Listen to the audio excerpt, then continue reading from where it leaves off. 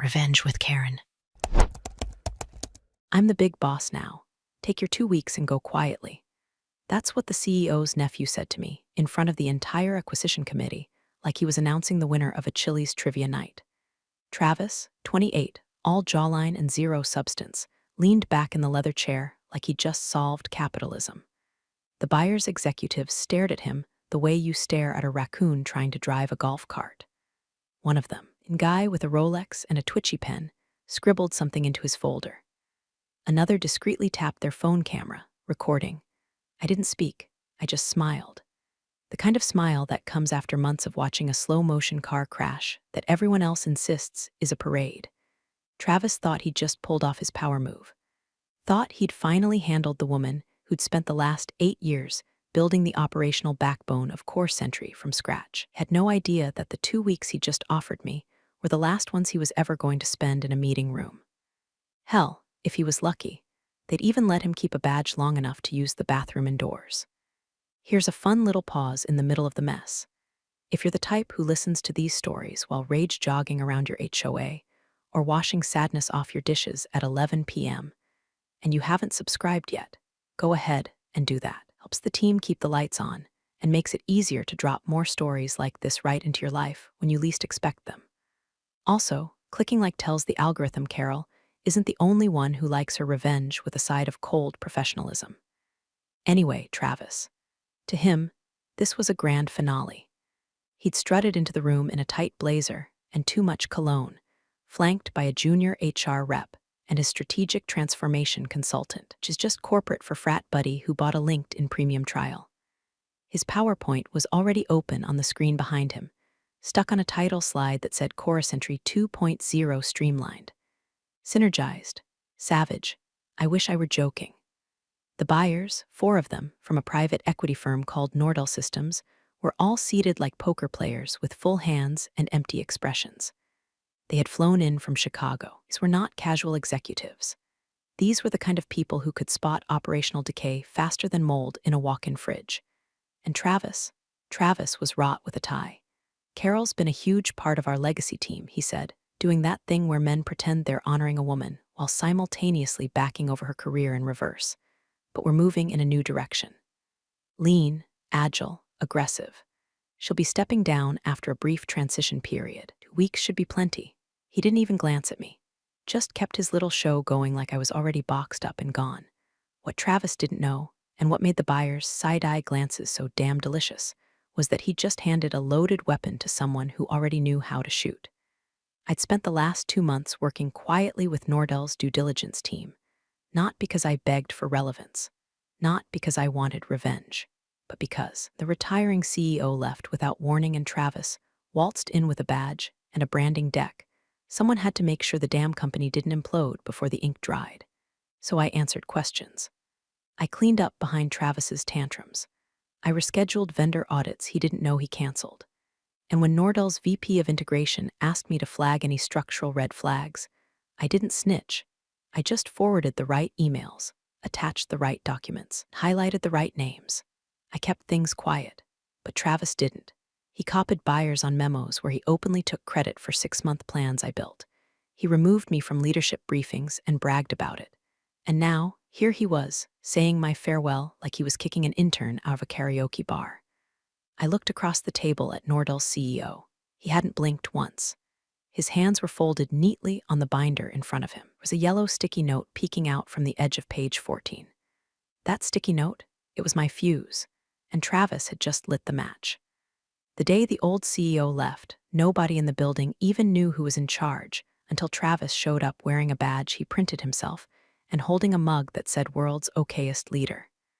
He strolled in late, called an all-hands meeting, and opened with, "We're gonna disrupt some silos, people." It was the exact moment I knew we were in deep manure. There was no transition binder, no handover, no passwords list, no vendor renewal calendar, no compliance roadmap, no understanding of how payroll systems integrate with union schedules.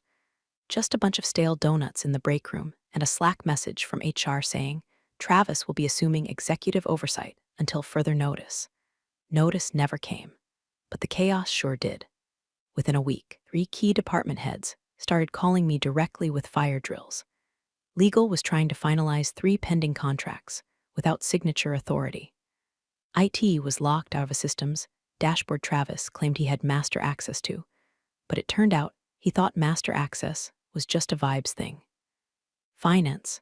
They couldn't even get approval on Q3 disbursements because Travis kept replying circle back in every thread like it was a spell that had summoned results. Me, I kept things alive. Vendor negotiations, department budgets, compliance reports. I wrote half of Ops continuity playbook myself on my own time because if I didn't, the entire acquisition would detonate in a fog of unpaid invoices and expired NDAs. I was tired, not just physically, mentally, emotionally, cosmically. Like the universe had been whispering, "You're not done yet," and I was whispering back, "Then send a damn intern or something." But I couldn't let the ship sink. I'd built too much of it with my own 2 hands. That warehouse logistics system, mine. That vendor scorecard matrix, mine. The contingency plan for hurricane season that got us a risk rating boost, also me. I'd taken chaos and turned it into a $600 million acquisition target, and they handed the final lap to a guy who thought COO stood for champ of operations only. So when the buyers reached out, not formally, not even through channels, just a message from someone in ops strategy named Meyer asking, "Do you have any kind of continuity framework you'd recommend?" I didn't even hesitate. I didn't give them a report. I gave them stability. One file, password protected, structured, bullet pointed, dated and documented. No spin, no politics, just real bones of the machine they were about to purchase. I wasn't trying to save myself, had already emotionally packed my bags. But I wasn't going to let the company I bled for get gutted by a guy who once asked if P&L was a drugstore brand. Maya responded an hour later with, "This is gold. Can I copy Travis in?" I replied, "Better not. Yet, that was the turning point. Suddenly, I was copied on emails I was never supposed to see. Internal risk threads, integration scheduling, HR forecasting tied to change of control clauses. First it was subtle, my name CC'd along with 6 others. But then, a week later, Maya sent a direct request. "Carol, can you confirm the timeline you'd recommend for vendor onboarding under Scenario B?" I stared at that line for a long time. It didn't say, "Can you ask Travis?" It said, "Carol."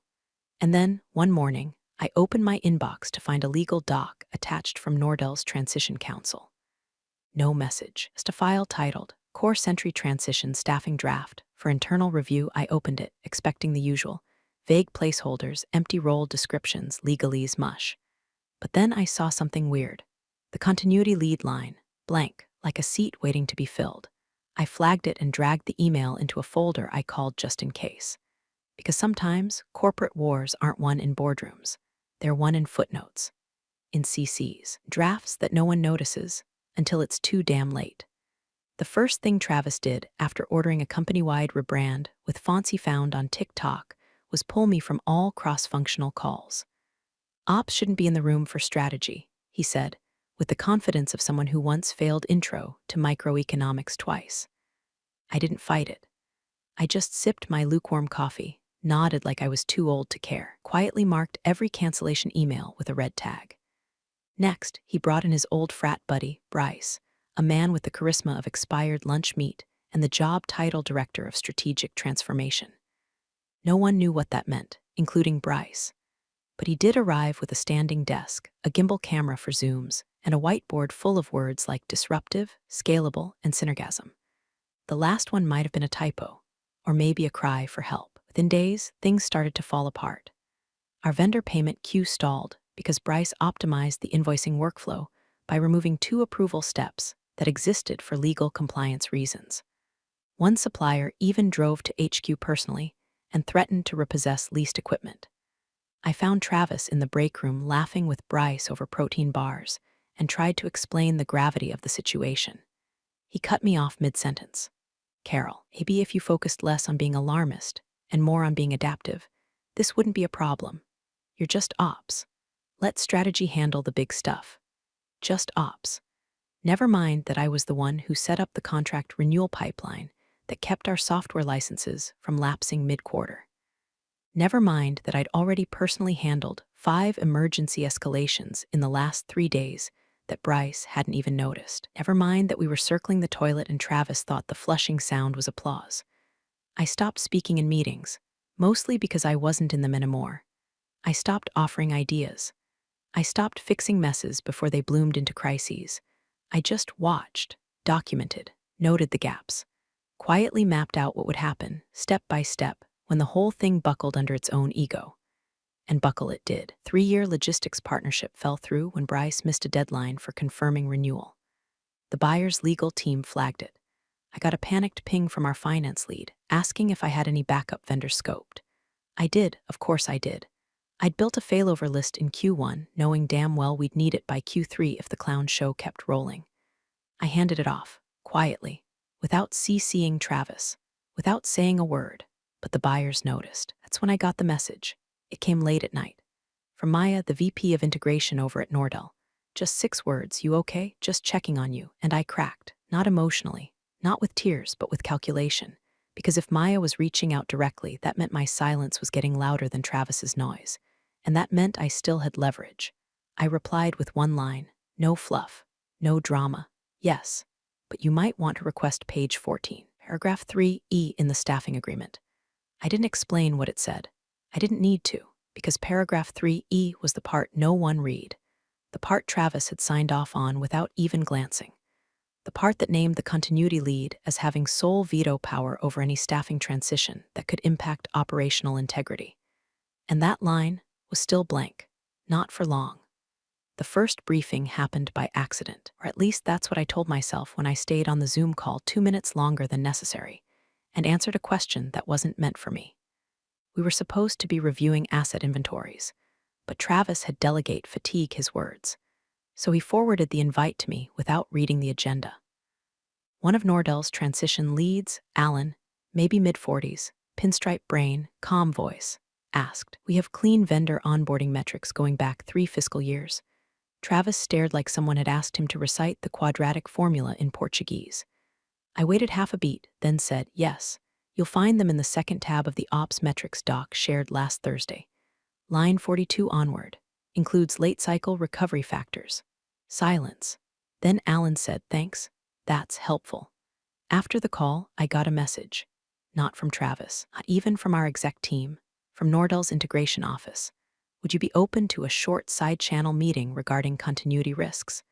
I stared at the screen, weighing the risks. I wasn't a whistleblower. I wasn't about to break NDAs and burn bridges just to play office hero. But I wasn't going to sit and watch my company crumble under the weight of man-child ambition either. So I agreed, quietly, carefully. 1 call, 15 minutes, off calendar. Informal alignment, they called it. That first briefing turned into 3 more by the end of the week. I didn't speculate. I didn't editorialize. I didn't badmouth Travis or Bryce or their unholy startup cosplay.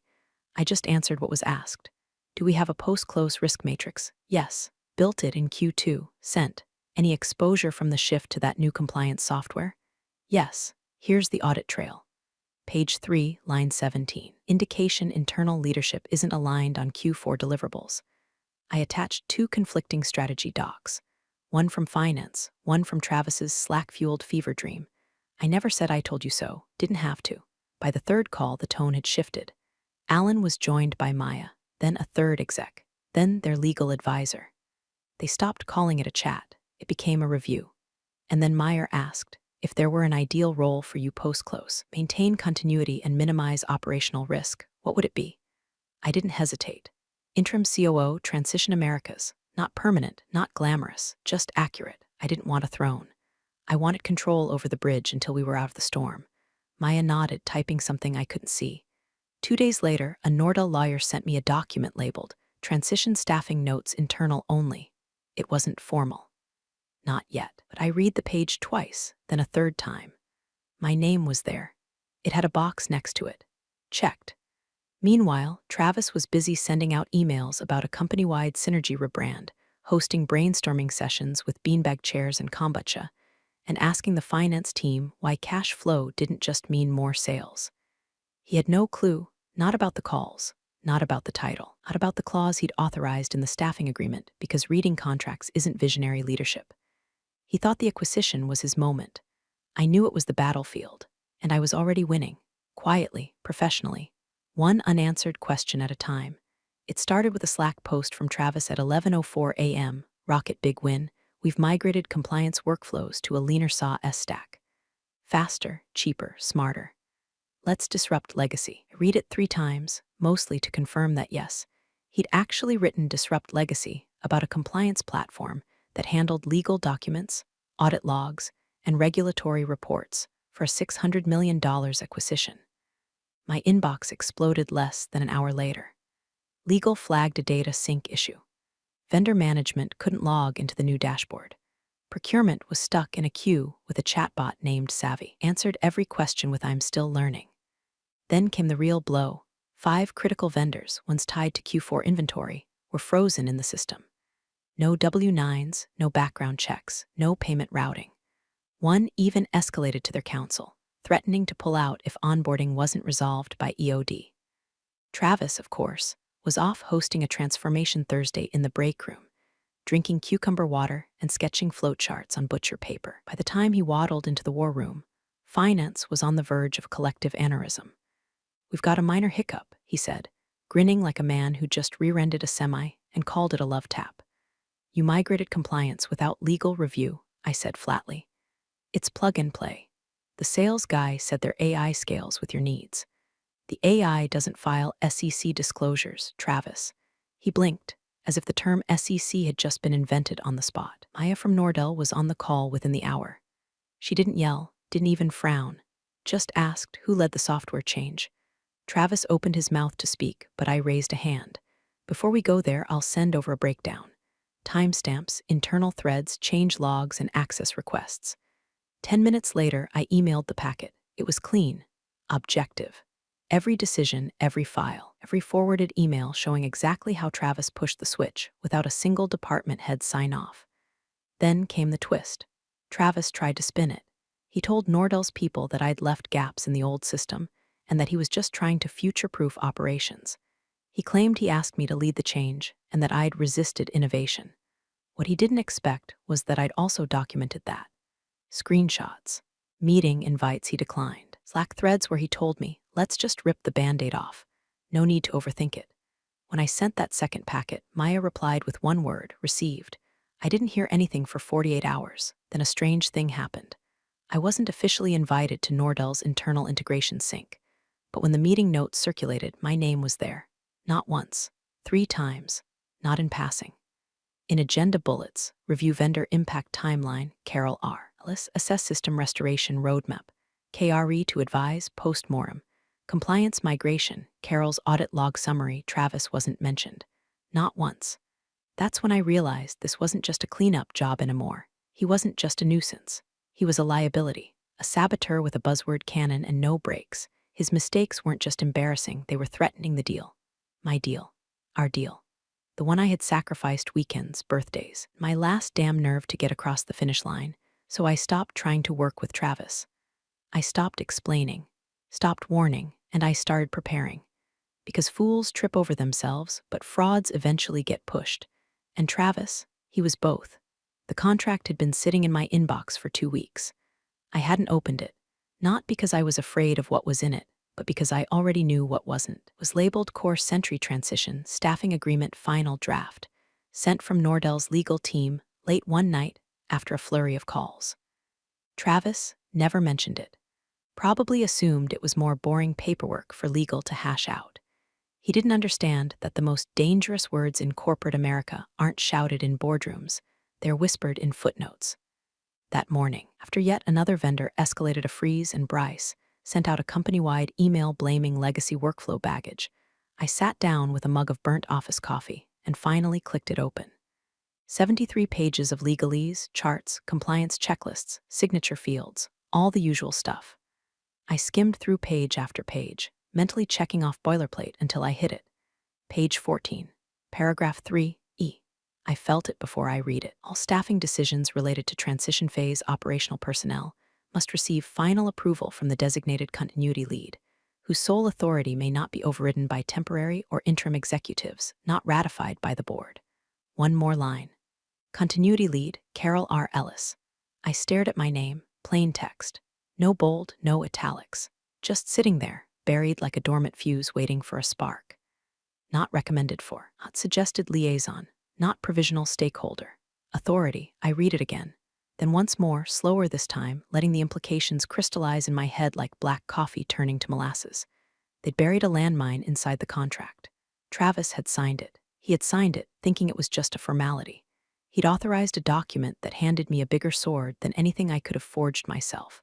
The buyers had done it deliberately, quietly, legally. I hadn't even asked. They'd already decided. That's when the emotional shift happened, not gloating, not revenge-fueled fire. Just a cold, electric realization. This wasn't about survival anymore. It was about control. I wasn't boxed out. I was boxed in. They built the damn box around me and left Travis tap dancing on the lid. I highlighted the clause, hit forward, sent it to my personal account with one subject line, just in case. I stood up from my desk, smoothed my blouse, and walked past Travis's office. He was in there, laughing at some meme Bryce had sent about old-school management styles while sucking down a green smoothie that looked like liquefied compost. He didn't look up. I didn't stop walking, because I knew something he didn't. He thought he was running the transition. I was the transition. The only thing left now was timing, watching the light in his eyes flicker when he realized who the real boss had been all along. The morning before the final acquisition meeting, my inbox lit up with a company-wide email from Travis. Subject line: exciting next chapter course entry to Nordal Tone, delusional. Content: a 6-paragraph monologue littered with MBA word salad and half-digested quotes from leadership books he probably never finished. As we close the deal, I want to thank everyone for their resilience, innovation, and commitment to seamless leadership continuity during this transformational journey. I stared at the word continuity. The irony nearly choked me. He had no idea what was coming. No idea that the person guaranteeing that seamless continuity was the same woman he tried to erase from every calendar invite for the last 8 weeks. No idea that the clause he signed in blind faith was about to eat his entire career like a vending machine sandwich left in the sun. I sipped my coffee, reread the email, and forwarded it to my personal folder, Epitaphs. That's when the message popped up short, quiet, from a name that didn't usually appear in my chat window. Buyer CEO, bring your card tomorrow. That was it. No emoji, no context. Just a sentence that hit with the weight of a gavel. I stared at it, heart suddenly louder than the office air vents, and typed the only reply that made sense. Me, understood. It was surreal, sitting at my desk like nothing was happening. My coworkers buzzed around like caffeinated bees, decorating the war room with banners for the final integration kickoff. Someone actually printed t-shirts that said CSX Nordal, one team, one dream. Bryce was trying to start a chant in the hallway. I kept my headphones in and my mouth shut, but inside, I was sharpening knives. I opened my calendar and scanned the invite for the next day. It had been updated. Title changed from Leadership Transition Review to Post-Close Executive Realignment. That kind of corporate language doesn't mean much to most, but I've worked too many mergers not to hear the subtext. Someone's getting reassigned. Someone's getting realigned right out the door. And then came the cherry on top. HR sent me a draft of my transition thank you letter. I'd seen these before. Usually they were bland, polite, copy-paste statements about valued contributions. But this one was different. Oddly warm. Carol's leadership has been instrumental in preserving operational integrity during this critical season of change. Her forward-thinking processes and command of complex logistics have positioned Core Sentry for long-term success. Then we look forward to her continued impact in the next chapter. I read that last line 3 times. We look forward to her continued impact. HR doesn't write that by accident, not without a directive from higher up. Travis must have skimmed it, probably just signed off and assumed it was part of the farewell parade. Or maybe he thought continued impact was code for she'll train her replacement and leave with a cupcake. I didn't correct him. Let him walk right into it. Let him carry that smirk into a meeting full of lawyers, board reps, and executives who had already written his name in invisible ink. By 9 a.m. the next morning, the table would be set. The contract would be opened. The card would be handed over. And Travis would realize, too late, that the woman he dismissed as just ops was the only reason his name ever got printed on those stupid t-shirts in the first place. I went home that night and slept like a brick. Travis strutted into the acquisition meeting like a man about to accept an Emmy for Best Imaginary CEO. He adjusted his tie, too tight, wrong pattern, and winked at someone from Nordell like they were old friends. They weren't. The only time they'd interacted outside of email was when Travis tried to add the buyer's CEO on LinkedIn and got left on pending. The room was wall-to-wall corporate theater, mahogany conference table, chrome water pitchers, legal counsel flanking both sides. Someone had set out Core Sentry-branded folders as if professionalism could be manufactured like party favors. The Nordell team sat and practiced stillness, pen clicks, page turns, one exec sipping mineral water with surgeon-like precision. And then there was me. Back corner. No nameplate, no folder, no fanfare. I didn't need one. Travis stood at the head of the table like he was hosting a game show. Well, we're excited. We're aligned. We're leaner than ever, he said, pacing as if movement equaled meaning. This acquisition marks the next evolution of Core Sentry, a smarter, sharper, more agile future. And I'd like to personally thank everyone who helped us get here, including Carol Ellis, who'll be transitioning out over the next 2 weeks. There it was. He said it like he was doing me a favor, like I should bow my head and thank him for the ceremonial kick in the teeth. Bryce clapped. HR nodded solemnly. One of the junior counsel tapped something into a notes app. Maya from Nordell raised a single eyebrow. That was all. I didn't respond, didn't flinch. I just reached into my bag and pulled out one item, a business card. Matte black, white ink, clean font. One name. Carol R. Ellis, Interim COO Transition Operations. America's Nordell Systems. No drama. No announcement. Just a quiet hand across the table to the buyer CEO. He took it, looked down. Then the sound. Laughter. Sharp, sudden, involuntary. Not cruel, delighted. Like someone had just been handed the punchline to a joke they didn't know they were part of until that very second. Travis blinked. Twice. Something funny, he asked, his voice trying to hold authority but cracking at the edges. The buyer CEO didn't answer, just tilted the card slightly toward the Nordell legal rep on his right, who took it, read it, and smiled. Not a smirk. A knowing grin like finally it's time. Then came the next moment. One of the Nordell execs, Alan, opened his binder. Slowly, carefully, he didn't look at anyone. Just flipped directly to a page marked with a single yellow sticky tab. The tab wasn't labeled. It didn't need to be. Page 14. Paragraph 3E. The room quieted. Could hear Bryce swallow across the table. Travis tried to regain control, his voice a beat too loud. I think maybe there's been some confusion. Carol doesn't represent Nordell. She's, just here for legacy context. Maya finally spoke. Calm, crisp. She represents the transition leadership for Core Sentry's operational integration. That was agreed upon. Legally. With your signature, Mr. Harrison. Travis went pale. No, that's not. There's no way that's binding. The buyer CEO slid the contract toward him. Page 14, he said, tapping the tab. Carol Ellis, continuity lead. Final staffing authority for all post-acquisition personnel decisions related to operations, logistics, and vendor compliance. Travis didn't sit down. He simply stopped moving, stopped blinking. Because the meeting hadn't imploded. It had always been a detonation, waiting for a spark. And my business card was the fuse. The buyer CEO cleared his throat with the kind of calm that only comes when you already know how the movie ends and you're just savoring the final act. He read it slow, deliberate, each word landing like a gavel strike. All transition staffing final approvals fall to the continuity lead, designated as Carol R. Ellis.